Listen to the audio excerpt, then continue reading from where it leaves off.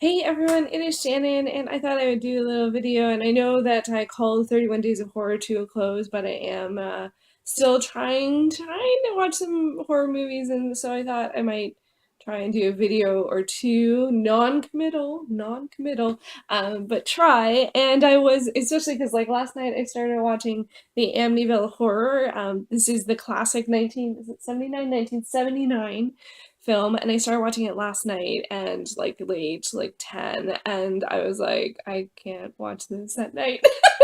So now it is afternoon, and I am going to restart watching it. Oh, it doesn't have the bar. I got like about 20 minutes in, and I was like, I really liked movies like this. It actually is a bit different than I expected, and I am shocked that I have never seen this. I didn't think there's a few classic horror movies that I haven't seen, and I'm watching it on Hoopla, and I am so happy that they have it. There's a couple other ones that they have that I haven't seen either. I think Phantasm and maybe one more. And they have some newer stuff too, like 47 Meters Down, which I was going to rent from Google Play. And now I'm like, no, I'm gonna watch it on Hoopla because it's free.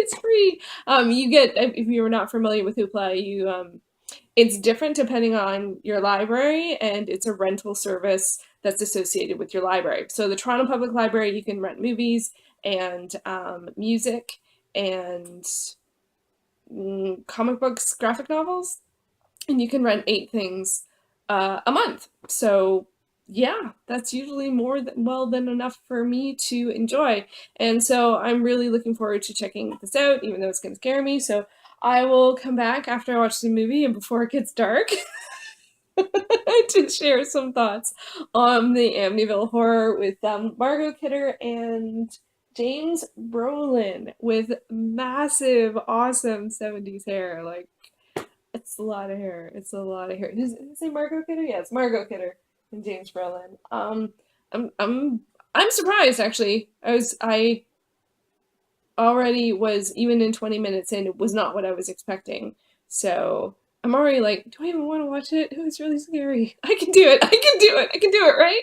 All right. Hopefully, I'll be back in a bit.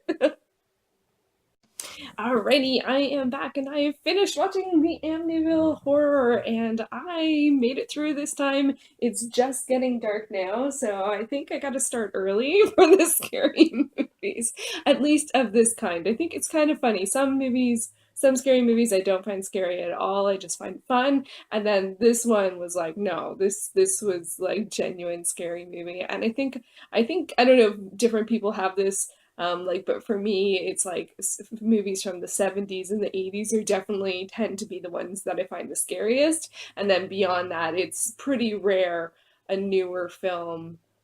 90s, not really. And then I think we started to get scary movies probably about 10 years ago again. So, but anyway, I'd have to actually look at my scariest films of all time list and chart them out by year, but I'm not going to do that right now. No, I'm just going to talk about this one.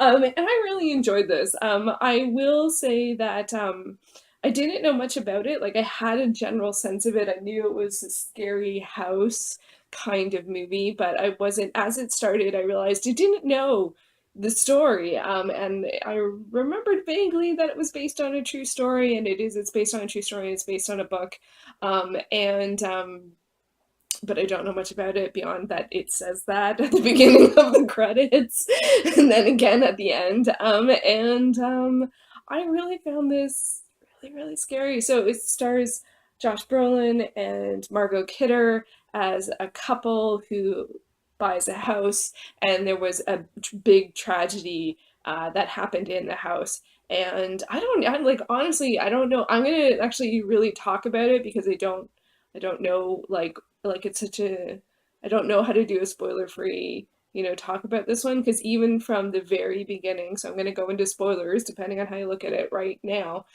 Even from the very beginning, I didn't know whether this was going to be like psycho killer movie or haunted house movie or something else movie, because it has sort of elements of all three. And that's when I realized, wow, I actually don't know what this movie is about. Like, because I'm like, you could legitimately see how it could go in either any of those directions, and it goes in at least two of those directions. So it stars a couple, the a new couple. It actually, how it tells the story is quite good because it leads you on assumption again and again. Like when it began, I thought, oh, this is like serial killer or psycho like kind of movie, and then I was like, oh no, there's some religious themes going on here, so this is probably a religious thriller. And then it's like, oh, I don't know, maybe it's the house, maybe something's with the house, and then so it just kept on pulling you along. And even when they introduce the two people that are looking at the house, they're together, but then they don't tell you initially that they have kids, and now they have kids, but then it looks like he's not the father, so they got together later. What happened to their father? I don't know. Who knows? They leave all these doors open, so it leads great tension and story building, but not tricking you. It just sort of omits things. And I thought that was really, really well done because you kept on going, oh, how could that be? And then you're like, wait a second, we don't even know how long they've known each other. And then it's like, oh, they probably don't know that something happened in the house. Wait a second, they do know that something happened in the house. So there were all these things that sort of like misdirected you and stuff like that. That was really good. And but I did find as it went on, it did feel a bit long. It is 2 hours, which is pretty long for a scary movie. And there were parts that I found not so scary, and there were parts that I felt that weren't very fleshed out. Like there was supposed to be a priest. A priest does come, and has this crazy thing, and that was the scene. I'm like, okay, forget this. I'm gonna watch this tomorrow. The house like stuff happens. It's like, no, too scary, too scary. But then it's obvious that Margot Kidder's character, knows the priest, but they never explain how or why. So it's like, okay, well, like, and her sister or her aunt is a nun, so there's obviously a religious connection within the family, but they don't say much more than that, so it's kind of like, oh, okay. So there were things like that I found a bit strange. And there was actually, either if they explained this, I missed it, but I was looking for it. So there was also this great scene, I thought, between Josh Brolin's character and a coworker. As the film goes on, his character, Josh Brolin's character, gets more and more agitated, and he gets sort of sick, and he gets very focused. He's cold all the time, and he's always chopping wood. Like literally, like, oh, like he's always with the axe, always with the axe.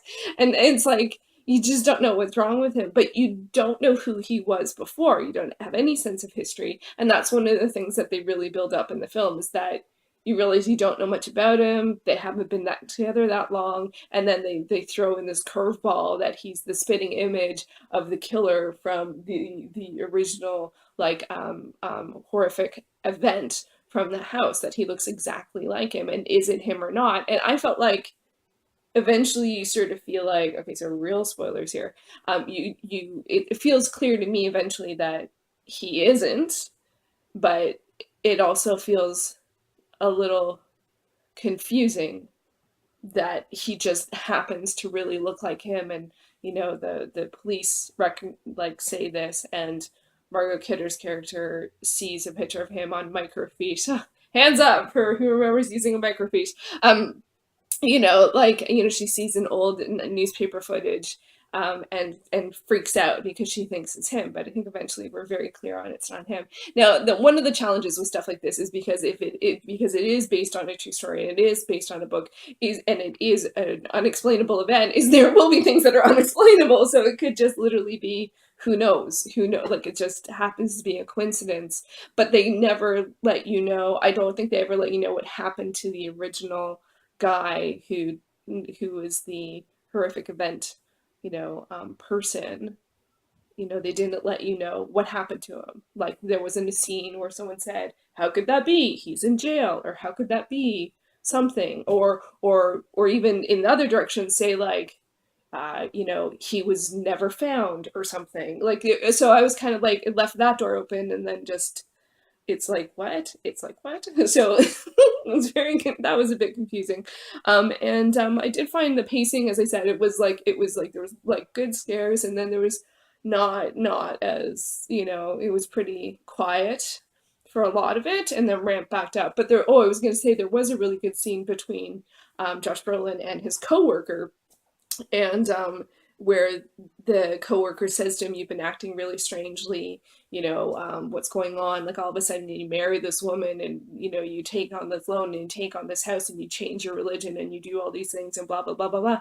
And they never came back to the change your religion thing because he didn't seem super religious one way or the other, although like Margot Kidder's character definitely is. So it kind of like that left a really good door open. It's like, is he the instigator? Is there something going on here? Because it definitely had a religious thriller type of feel to it, but it wasn't very clear on that. To be honest, it wasn't very clear on that, like, because it was very clear eventually that they didn't know why what was happening, other than the fact that people were very affected when they came into the house. Certain people were very, and the more sensitive they were, the more open they were, the more they were affected by being in or near the house.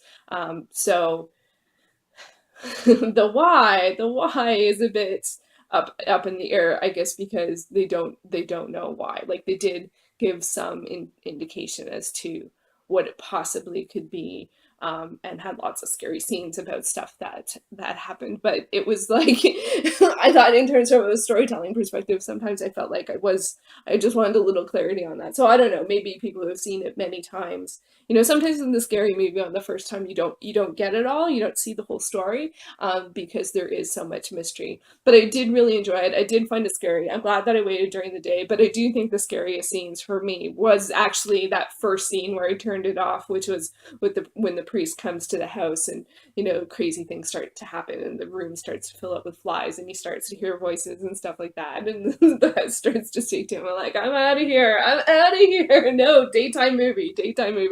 So that was funny. So, but anyway, it was really great to see it. I was really happy to see that it was available on Hoopla. This is one that I don't know if it was one that, like, was just like not at the video store when I grew up, because I feel like a lot of movies from this time period I've seen. The Changeling is a really big one around the same time period. It came out in 81, I think, or 1980. And The Exorcist is in or around here. You get it was a time for a lot of really, really good classic scary movies that are supernatural. And I wouldn't come down on saying that this one was, that's what they were going for, because it literally was the unexplainable, which is actually paranormal, so not to split hairs. But anyway, so overall, I thought it was a lot of fun. Let me know, have you seen it? And I know there's like tons of new ones. I know there's a new one popped up actually on Google Play for free, but it's Amityville something else. But I don't know if any of the sequels are worth watching, either from, if there were some, I guess it would have to be like in the 80s, or if there's any of the recent ones. I don't find like, I do like a lot of horror movies, but I haven't watched any of this kind. I think the last one that was really good was The Conjuring. I thought that one was really good from a couple years ago. But I've just talked for a long, long time, so I'm just going to leave it there. Let me know if any of the sequels are worth watching, either from this vintage or later. And I'm going to peruse Hoopla for more scary movies. Okay, thanks for watching.